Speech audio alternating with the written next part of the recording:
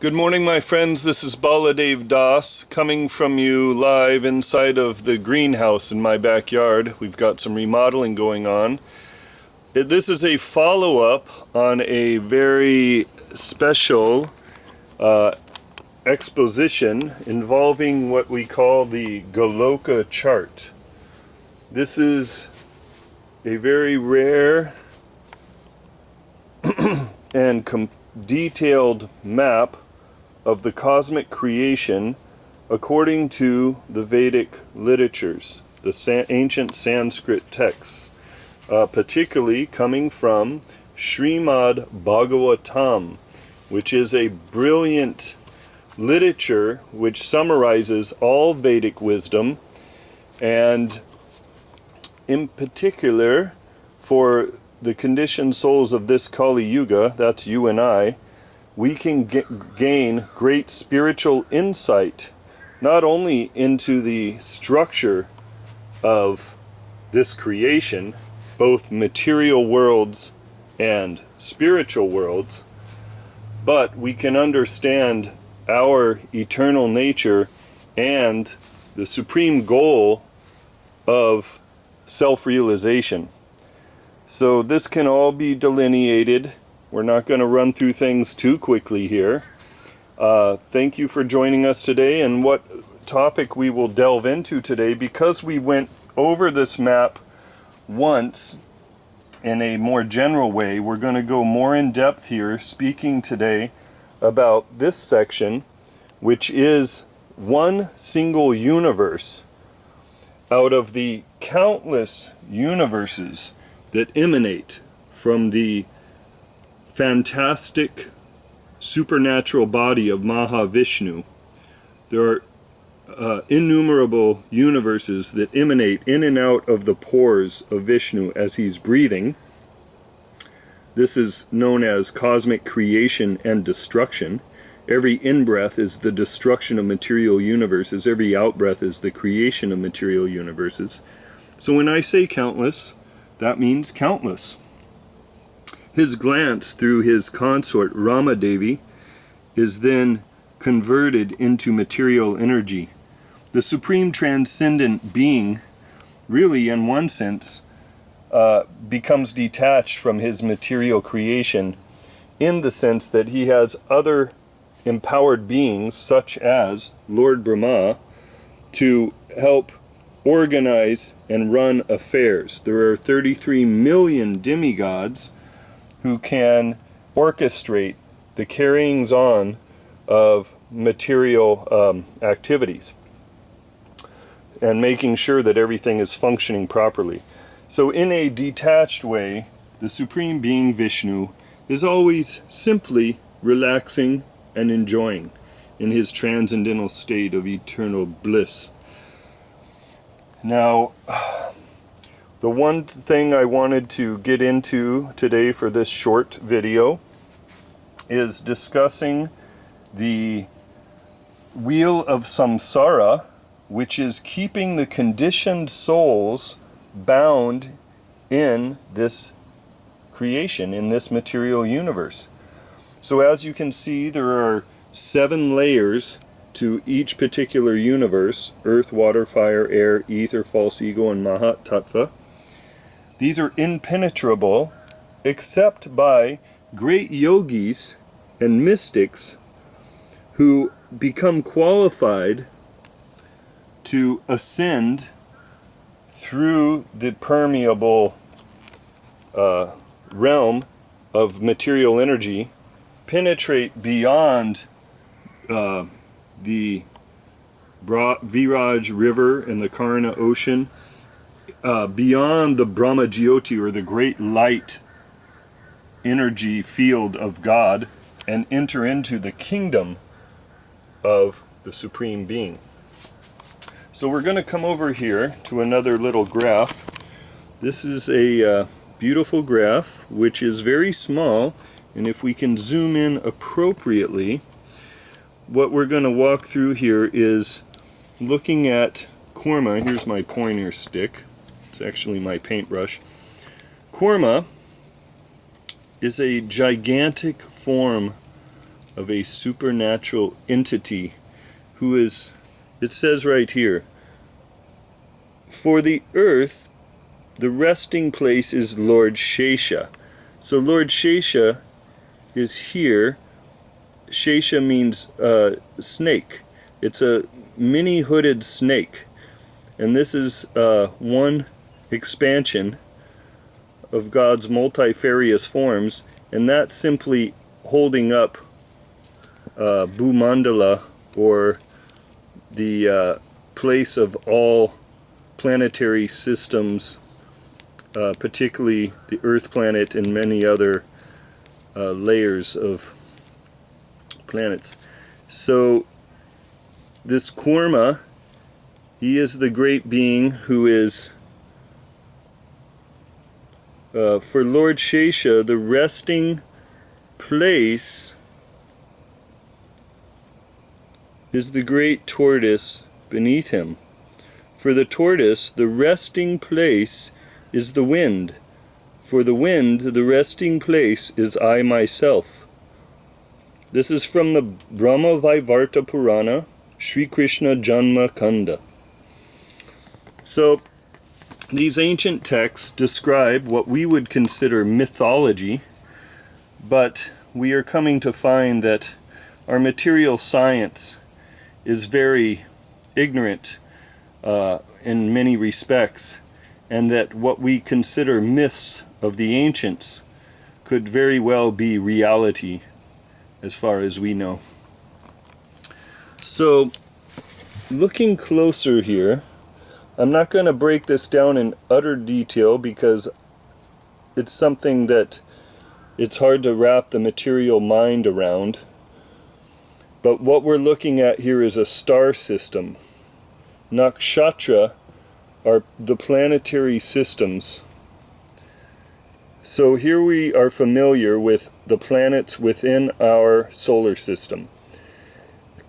In the Sanskrit, Saturn, the top one, is known as Shani, Jupiter as Brihaspati, Mars as Mangala, Mercury, Buddha, Venus as Shukra, Moon as Chandra, Sun as Ravi, Ketu and Rahu. Ketu and Rahu, so they are, if we go directly across here, Rahu is a not an auspicious planet, but rather a malicious planet. Ketu as well. These are known in Vedic astrology, and they have their influences on people's charts. They are, to our modern astronomers, invisible. There is one suggestion that perhaps we did not go to the moon, but perhaps we did go to Rahu or Ketu, or perhaps Rahu. So Ravi, the sun, is on its circumambulation. Then we have Chandra, the moon. Now this is all according to Vedic understanding, that the moon is actually located further out than the sun. Venus, Mercury, Mars, Jupiter, Saturn. So this is all,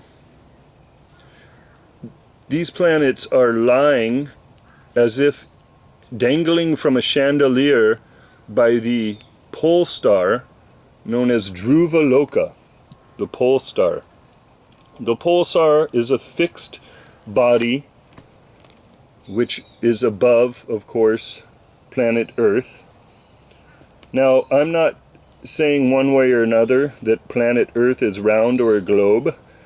There is a multi-dimensional reality, and there are certain things that our material brains cannot comprehend at this time. Beyond Dhruva Loka are the higher spiritual planets of sages and yogis.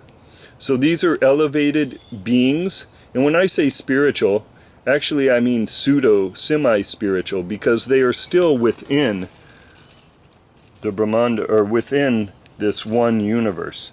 So these are higher planetary systems within our one universe. They are known as Maharloka, Janaloka, Tapaloka, and Satyaloka. Satyaloka is the topmost heavenly planet within our universe. This is where Lord Brahma resides, and many yogis and saints who attain that level of perfection. However, perfection to 90% degree.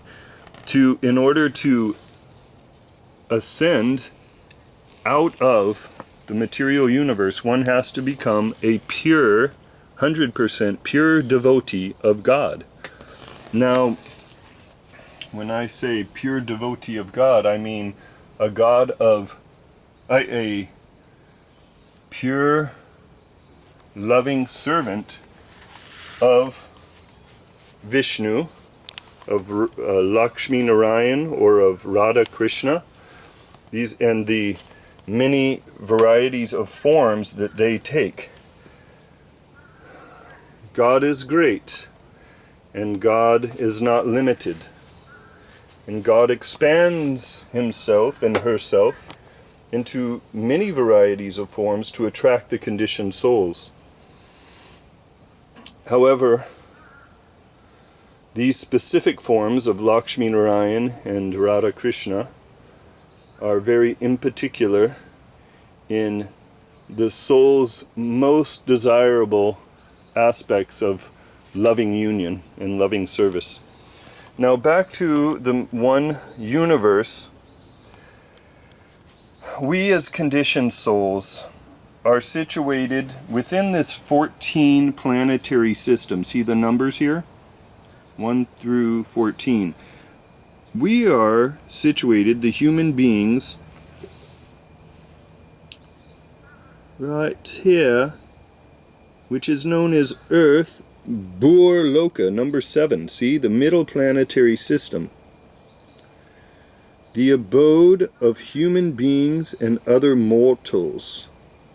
Interesting that it would say that, right? Because we're hearing now more, due to Admiral Byrd and other people who have traversed into what we call hollow earth and have discovered inner earth planes and beings, the cities of Agartha and the Lemurians that reside under Mount Shasta, and we hear of these tropical paradise and a central sun that exists in the interior of our earth, which could simply be what in the Vedas are called subterranean heavenly planets. Now, what's important to understand about that is that although life can be very enjoyable and very pleasurable, and one could be free from a disease and live an extended lifespan, is that really the goal of life? To live in such a condition without one's full experience of loving union and service to Godhead. So in this condition of the subterranean heavenly planets, what we find is that the soul one becomes very satisfied materially and has no impetus to practice spirituality. So in order for the conditioned soul to actually be motivated in spiritual life, the outer surface of our planet Earth is very conducive. Why is that? I think many of us know. The conditions of this duality, which, gives us enough comforts to where we have a beautiful sunny day, and we have, nature, and we have enough to substance, whether it's organic foods and clean water to some degree, to keep us healthy enough to pursue life and enjoy life. And yet there are constant conflicts in our attempt to enjoy this material world, constantly. We all know this, whether it's in our relationships which are up and down, whether it's in social, political, economic environments which are always teetering on collapse, or, you know, we know the conditions of our world at this moment. Here we are, November 3rd, 2016, a few days from presidential elections in America, when we have no clue which one of these unqualified persons would actually assume power of this country, and which direction it will lead. We know that the brink of war is imminent in certain areas, and yet fortunately there are higher powers that be, our galactic brothers and sisters, whether they be of the inner world or the outer worlds. They are assisting us at this time because we're a bit out of control. The point is that as conditioned souls, conditioned material beings, we have an eternal soul that really aspires to be free and to love God fully and to serve God fully. And this will occur when we become disciplined in spiritual practice and spiritual pursuit. And the material, particularly the Earth planet, is suitable for this because we have enough impetus to want to quiet our mind and go inward and escape the duality of this realm. Now the problem is, in the subterranean heavenly planets, even though it sounds very inviting, and we may meet these people, our brothers and sisters there, we may interact with them, but we have to remember not to be allured by this kind of sensual, beautiful life experience, because it too is temporary. Even though they may live tens of thousands of years, that is not of consequence. What is of consequence is that we are eternal souls. We do not want to continue in this cycle of rebirth, the wheel of samsara, which we have perpetually been riding on for countless lifetimes. And when I say countless, we can consider tens of thousands, hundreds of thousands of lives.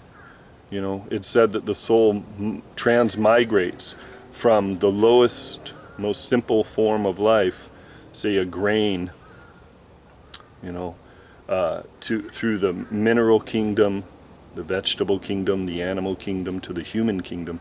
And from the human level, we have an opportunity to either practice spiritual life and elevate ourselves beyond, or continue in this cycle of birth and death, from lower planetary systems to higher planetary systems. So again, it is not good enough, because we have done this so many cycles of lifetimes, going from being a human being on planet Earth up into the higher heavenly planets, the abode of the demigods, going up, and then when all our piety runs out, coming back down, and then perhaps making some mistakes and acting in sinful or ways that are averse to the well-being of others, and then we traverse downward into the lower planetary systems, where we've probably spent many, many lifetimes.